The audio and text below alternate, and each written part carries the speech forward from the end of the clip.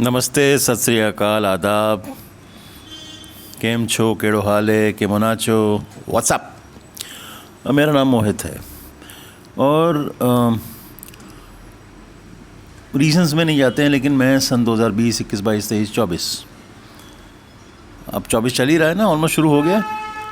इतने सालों में मैंने बहुत से एंग्शियस और डिप्रेस्ड इंडिविजुअल्स से बात करी है। उनको स्पॉट करना बहुत ही ईजी होता है। जैसे 10 कौवों में 2 हंस पहचानना बहुत ही आसान होता है। एक डिप्रेस्ड इंडिविजुअल और एक एंग्शियस इंडिविजुअल को पहचानना बहुत ही आसान होता है। मैंने देखा उनमें कुछ कॉमन ग्राउंड्स हैं।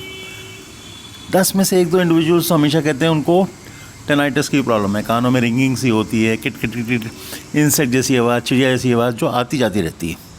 टेनाइटिस कॉमन है। फिर उनको कुछ ऐसे मूवमेंट की सेंसेशंस होती हैं जो एक्चुअली नहीं होती हैं।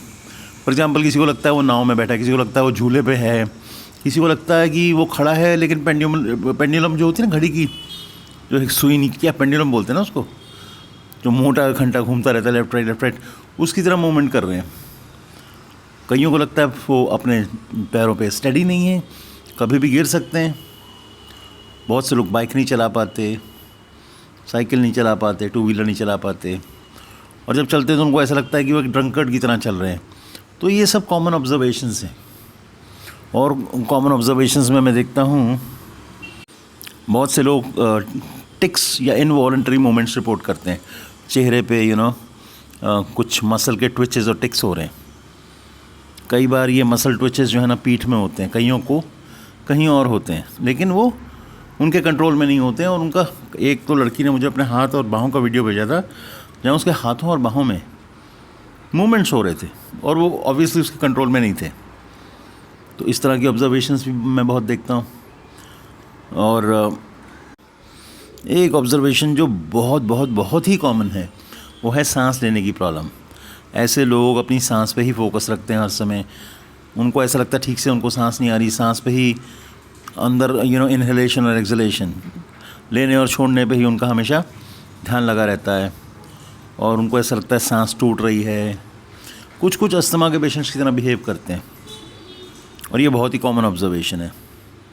बहुत से लोगों को लगता है उनकी चेस्ट में टाइटनेस है, there is a band across the chest. कईयों को लगता है गले में कुछ लम्ब फंसा है, कुछ फंस गया है, और कुछ वो उनको बहुत अनकंफर्टेबल करता है।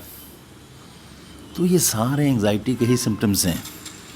पैल्पिटेशंस तो बहुत कॉमन है, जिसकी वजह से लोग 2D को ट्रेडमिल टेस्ट वगैरह, TMT वगैरह करा लेते हैं, ECG करा लेते हैं। That's a waste of money. घबराहट और बेचैनी तो ऑब्वियसली होती है सब में। ऑलमोस्ट 80-90 क्या, मैं तो कहूँगा 95% तक लोगों का पेट खराब ही रहता है। बहुत से लोगों गैस की प्रॉब्लम है, बहुत से लोग सुर से ज़्यादा पतले हैं। तो डाइजेशन इश्यूज़ बहुत कॉमन है, बहुत ही कॉमन है ऐसे लोगों में। बिकॉज क्या है ना, your gut is your second brain. Gut affects the mind, mind affects the gut. Bidirectional relationship है। कार्डियोफोबिया, ऑब्वियसली ऐसे लोग कार्डियोलॉजिस्ट को पैसा कमाने का बहुत मौका देते हैं।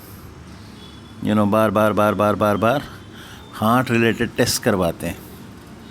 फिर सर दर्द बहुत कॉमन है, माइग्रेन बहुत कॉमन है, neck tightness, back tightness, head tightness, ये भी बहुत कॉमन है। और भी कुछ चीज़ें निकल के आती हैं। फॉर एग्जांपल है अनएम्प्लॉयमेंट, ये भी बहुत कॉमन है। शादी नहीं होना 30 की उम्र तक, ये भी बहुत कॉमन है। ऐसे लोग अकेले रहते हैं, ये भी बहुत कॉमन है। ऐसे लोगों में डिवोर्स देखा जा रहा है या बैड मैरिजेस देखी जा रही हैं, ये भी बहुत कॉमन है। तो कुछ ब्रीडिंग ग्राउंड्स हैं। For example loneliness which is equal to smoking 15 cigarettes a day, बहुत अफेक्ट करती है इंसान को। और जब 30, 31, 32 तक आपकी शादी नहीं होती है, and I met a lot of females like that, जो एक्चुअली फ्रस्ट्रेटेड हो जाती हैं।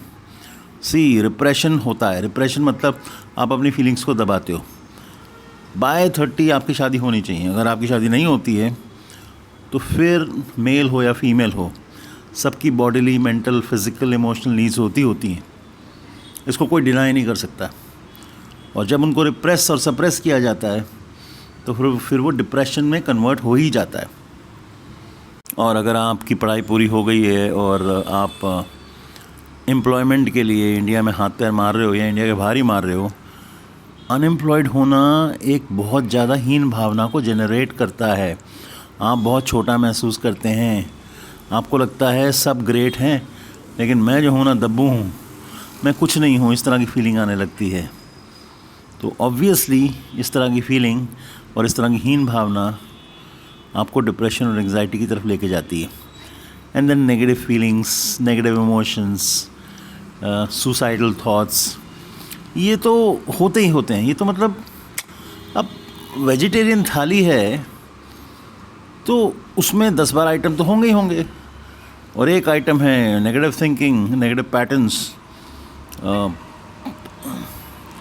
तो वो तो एक इंटीग्रल पार्ट है स्ट्रेस और एंग्जाइटी का, नेगेटिविटी। फिर OCD लाइक सिम्टम्स भी बहुत लोगों में दिखाई देते हैं, तो ये सब कॉमन ग्राउंड्स हैं।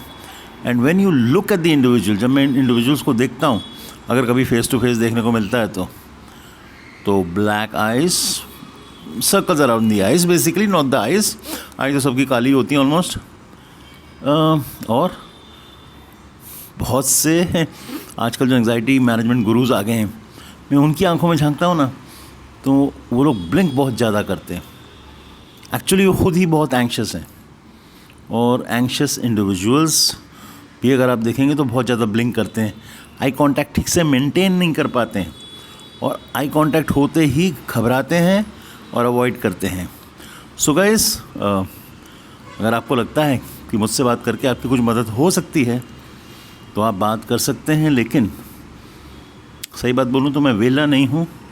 अगर मैं टाइम देता हूँ तो मैं भी एक्सपेक्ट करता हूँ आपसे किसी न किसी तरीके से compensation. So you have a good day, bye bye.